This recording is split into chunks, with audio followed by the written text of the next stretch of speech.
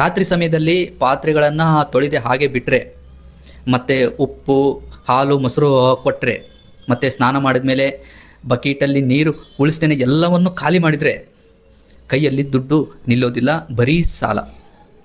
ಇಂಥ ಮಾತುಗಳನ್ನು ನಿಮಗೆ ಯಾರಾದರೂ ಹೇಳಿದರೆ, ಅಕಸ್ಮಾತ್ ನೀವೆಲ್ಲಾದರೂ ಸೋಷಿಯಲ್ ಮೀಡಿಯಾದಲ್ಲಿ ನೋಡಿದರೆ ನಂಬೋಕ್ಕೆ ಹೋಗಬೇಡಿ. ಏಕೆಂದರೆ ಇವುಗಳಿಗೆ ಯಾವುದೇ ರೀತಿಯಾದ ಪುರಾವೆಗಳಿಲ್ಲ. ರೈಟ್? ನೋಡಿ, ನಮ್ಮಲ್ಲಿ ಅನೇಕ ಧಾರ್ಮಿಕ ಪುಸ್ತಕಗಳಿದ್ದಾವೆ, ಭಗವದ್ಗೀತೆ ಇದೆ, ವೇದಗಳಿದ್ದಾವೆ. ನೀವು ಚೆಕ್ ಮಾಡಿ, ಇಂಥ ಹೇಳಿಕೆಗಳು ಎಲ್ಲೂ ಇರೋದಿಲ್ಲ. ಇವೆಲ್ಲ ಹೇಗೆ ಅಂದರೆ ನೋಡಿ, ಒಬ್ಬರ ಬಾಯಿಂದ ಒಬ್ಬರಿಗೆ ಬಂದಿದ್ದಾವೆ ಅಷ್ಟೇ, ಬಟ್ ಇವು ಸತ್ಯ ಅಲ್ಲ.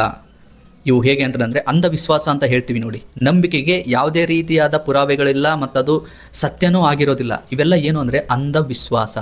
ನೋಡಿ, ನಾವು ಚಿಕ್ಕವರಿದ್ದಾಗ ವಿದ್ಯೆ ತೆಲೆಗತ್ಲಿ ಅಂತ ಹೇಳಿ ನವಿಲ್ ಗರಿ ಇಟ್ಕೊತಿದ್ವಿ, ಆ ಥರ ಹೇಳ್ತಾ ಇದ್ರು. ನಾವು ಆ ಥರ ಇಟ್ಕೊಂಡ್ವಿ ಅಂದ ಮಾತ್ರಕ್ಕೆ ನಮ್ಮ ತಲೆಗೆ ವಿದ್ಯೆ ಹತ್ತುತ್ತಾ? ಇಲ್ಲ. ಹಾಗಾಗಿ ಇಂಥ ನಂಬಿಕೆಗಳಿಗೆ ಯಾವತ್ತಿಗೂ ಒತ್ತು ಕೊಡಬೇಡಿ.